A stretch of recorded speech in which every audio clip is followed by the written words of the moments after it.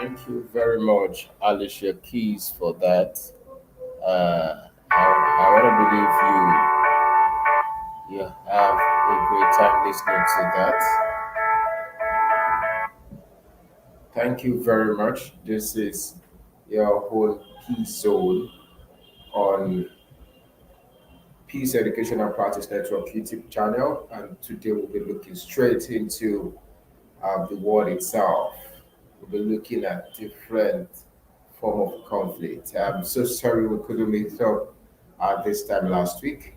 However, after I will have enough time, we can use the time well to also talk about the ones we should do for this week. So we know on P Zone we will be going straight into the poetry for peace, and on poetry for peace we have different segments. Um, which for this particular week we'll be looking at a poem titled "It Is Conflict, Not War." We also have the peace talk, which is around conflict. We're looking at different types of conflict.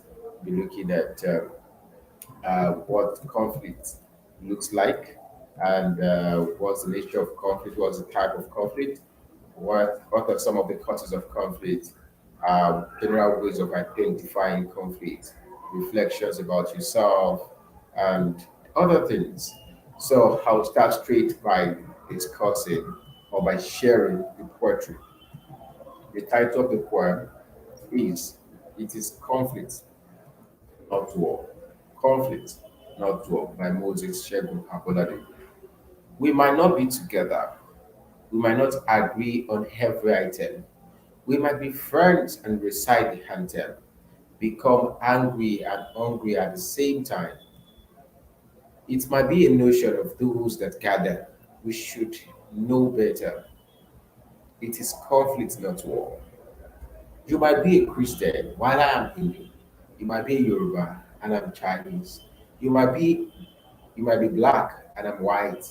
You might be a liberal and I'm a Democrat. A Republican while you are a socialist. We might we might be delusional about our plight. It is conflict, not war. Yes, I am scared and sacred. I'm scared and scarred, limited by emotions. I make wrong decisions sometimes, neglect introspections and conditions. I might be delusional about my plight, but it is conflict, not war. We might have different names, different identities and aims, running from pillar to post, confused about our vision and goals, ever demanding and assuming, living in bias and consuming. It is conflict, not war. What is conflict? Are you in conflict with yourself? Now, going back to the poem, you can see that we talk about the differences that exist between different type of persons, different types of people, and you can see that when we're dealing with conflict here, we are looking at it from the angle of diversity. Now, conflict is a different, the diverse things that happen, the contradictions that exist between people based on their incompatible goals. We'll be looking at it in depth. So, the first thing is that this poem is telling us that conflict is not war. The fact that we are different from one another, the fact that we have different mindsets, the fact that we have different ideology doesn't really mean that we should fight ourselves. We don't have to fight ourselves. All we need to do is understand those differences, understand the conflict context, and move to the next course of action. So I'll be asking these questions. Are you in conflict with yourself? Do you enjoy see people in conflict? Are you at peace with yourself?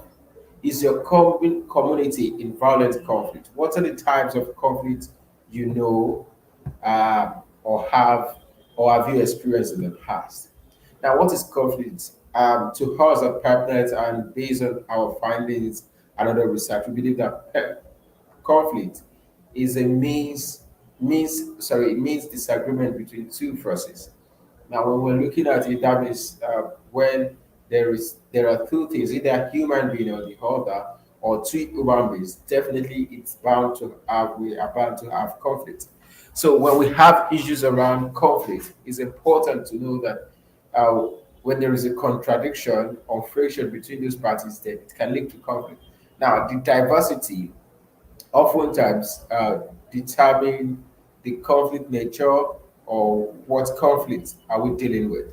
Now, as I mentioned earlier, when we're looking at conflict, we're dealing with incompatibility between parties, um, between different forces based on contradictory needs, interests, position, values, opinions, and other concerns. So it's important that we understand that when there is divergence, when there is divergent opinions or contradictory needs, when I need something and you need something else, then there can be conflict. Now, it is seen as a serious difference between parties. So it is a form of differences that exist. And I know that you are aware that conflict is a beautiful thing that makes the life goes on. I'm not talking about violent conflict in this case. So conflict might look as something chaotic, but it's also a pathway to development, to understanding our growth pattern, and helping us achieve sustainable peace in the long run. And that is why when you see a movie, you're interested because you're interested in seeing conflict because conflict itself is not necessarily bad. It is how you manage it that can be bad or good. So let's discuss some facts about conflict. First, no, conflict is natural to humans. I repeat, conflict is natural to humans. You might be surprised. Yes, conflict is natural to humans. While growing up, you can discover that you know that you are just intrigued to divert views.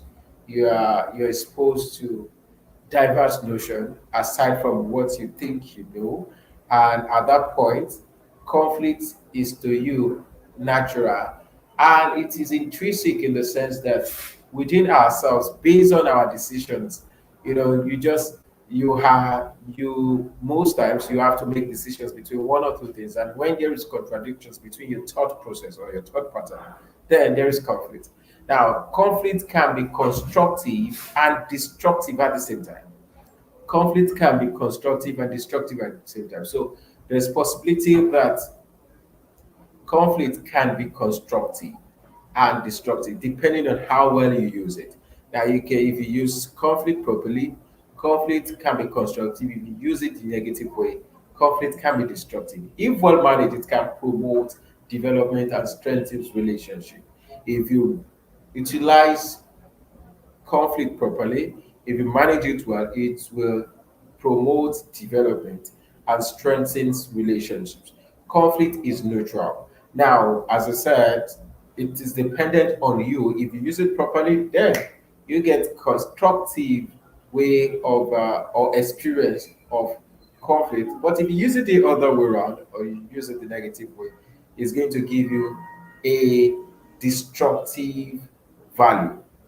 Now, conflict is a positive ingredient that make life balanced, but in this case, we are not referring to violence. We are referring to conflict. There's a difference between violence and conflict. So, quickly, let me tell you, violence is that extreme path of conflict, which gives the destructive nature of conflict. So you hear things like violent conflict. Now we have different type of violence. We have direct violence, we have structural violence, and we have cultural violence.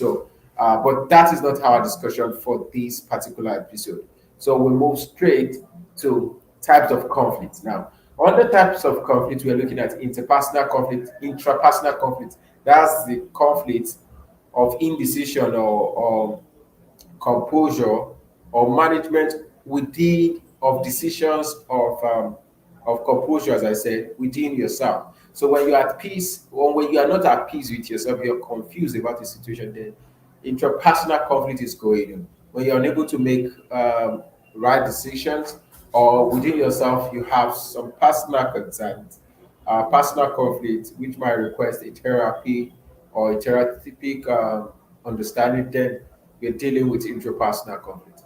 We also have interpersonal conflict. Interpersonal conflict is that conflict that is between you and the other person that make you you have contradictory needs or incompatible because of incompatible goals, needs and their likes, then we can say that you are in conflict. We have intra-group conflict when you're in a group and there is a conflict within a particular group, either WhatsApp group, either Facebook chat, either physical group, family meeting, or an organization. Then you can say there is a conflict within a group, and that is intra-group conflict. We also have inter-group conflict. Inter-group conflict is a conflict that exists between you and another group, your own group with another group, your own organization and another organization. The competition that exists either on one, when it's unhealthy, then it's conflict because it's going to a destructive one.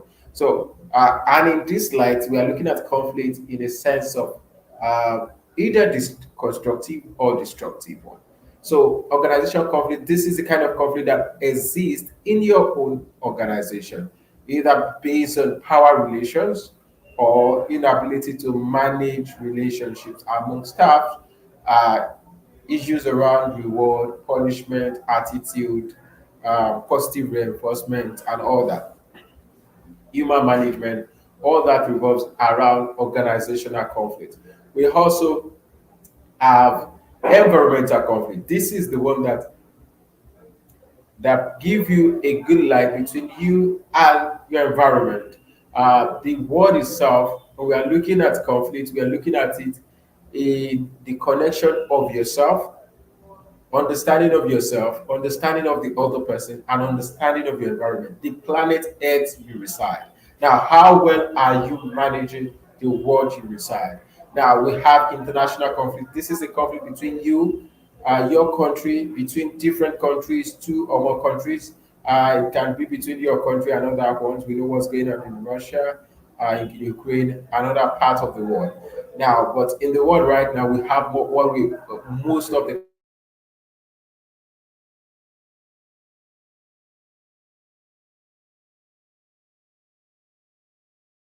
conflict particular environment, conflict that within a particular country, maybe some people are trying to secede from a particular country. Such conflict has much to do with that kind of conflict is said to be internal conflict. Now, let's look at some causes of conflict. Now, some causes of conflict has to do with some causes of conflict has to do with their values, information, perception, value system, which is more of the identity dues. Um, we have resources serving as a source of conflict or a cause of conflict, and we have passive injustice. These are some of the causes of conflict. And if you look at it, our value, these are the things that people hold dearly, like people's religion, people's understanding of philosophy about life, value system, which includes something people feel that is so worthwhile for them, they cannot let go easily. Now, it might be cultural, it might be traditional, it might be, as I said, religious. It might be in different shades, but it's something that people value so much and they cannot trade for anything. Now we have issues around information. Information is key.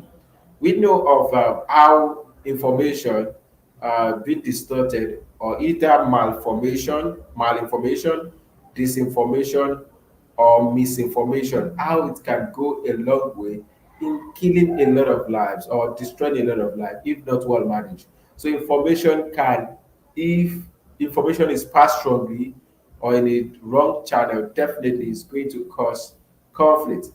Now we have issues around identity. Remove that value, put identity there. Identity in this sense means that people, based on where they come from, who they are, their personality, their background, their nurturing, can determine. It can be source of conflict, can be the cause of conflict. Now we have resources. Now most conflict globally, majority of them based on fact, are caused by resources, scarcity of resources, because if you are in possess of a resource, it will give you power. Power is also a sub cause of conflict. So when people are grappling for these resources, they tend to do everything it takes to clash. And when is a resource is scarce, like what's going on between the elders and the farmer, because the land is scarce, then there's an incompatible need. The farmer needs land to cultivate farm, while the elder also believe they also needs the same land, which give vegetation or food for the cows or for the flocks. You understand? So at that point, there are incompatibilities that make it impossible for them to coexist easily, and that also will lead to conflict. So we have different examples from different parts of the world. Now, going straight to passive injustice. Passive injustice is also one of the major causes of conflict.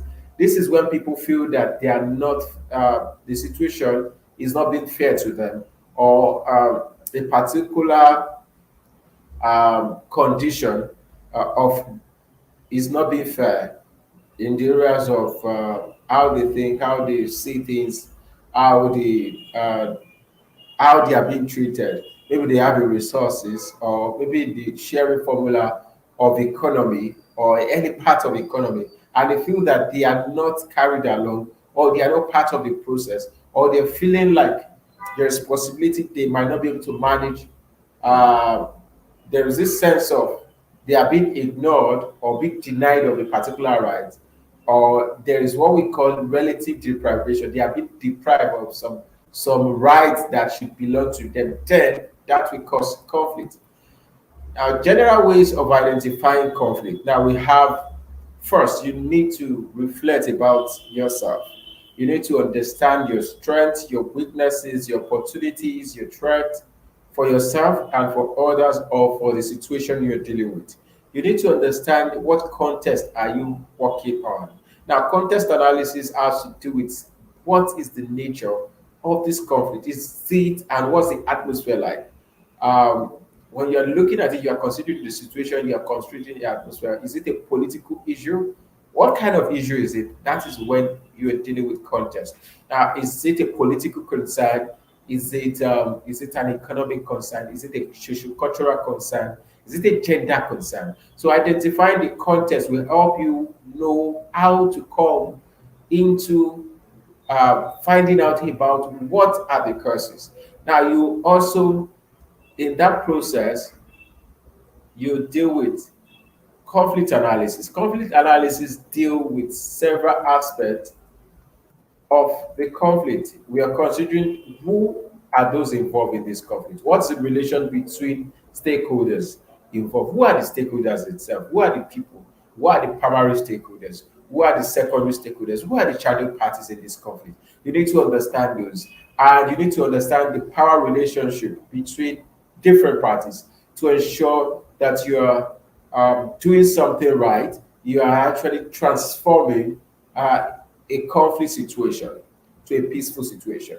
Now, after your analysis of understanding why, understanding who is involved, understanding what the context is, you build scenario to understand, is this going to, if I intervene in this conflict, or if I take this decision, what would be the worst case scenario? What would be the middle case scenario? And what would be the best case scenario? So if it is between mid case scenario and um, worst case scenario, it will be better for you. That is, you are doing your risk analysis already.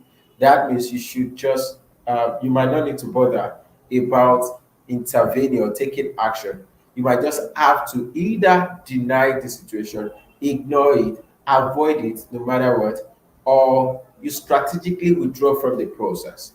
Now, we'll be dealing with conflict management in subsequent sessions.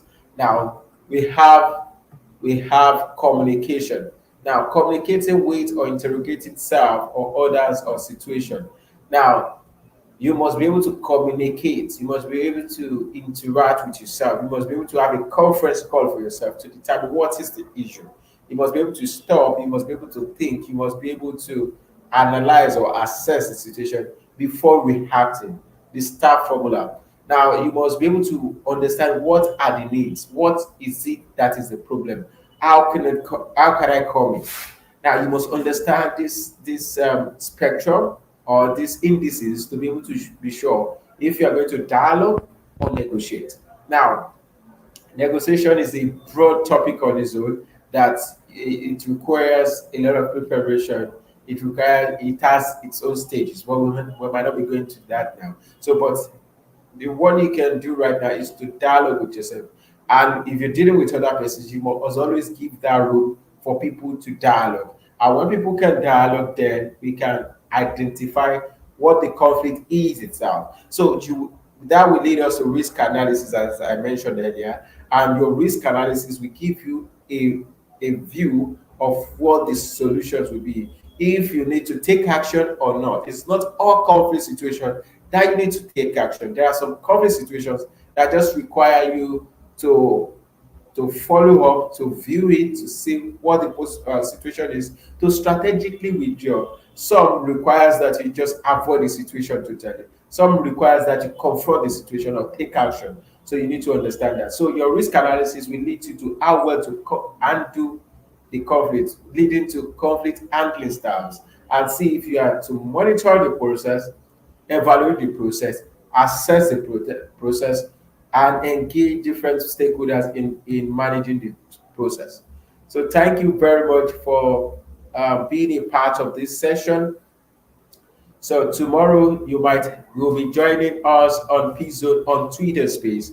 We'll be looking at counseling and mediation for peace. So if you have any discussion or interaction with us, please feel free to come on the Twitter Space to share. You can remain anonymous. You can use any means so that, but be sure that Peace Zone is a safe zone that gives us the ability to solve, to bring violent situation, transform it into a peaceful situation. So thank you very much. In case you have any question, you want to partner with us, you want to sponsor this show, kindly reach out to us on ppepnet@gmail.com or the number showing on your screen. And you can reach us on any of the social media platforms. You can DM ppepnet or official underscore pepnet at official underscore pepnet on every social media platform. Thank you very much and God bless you. Bye for now.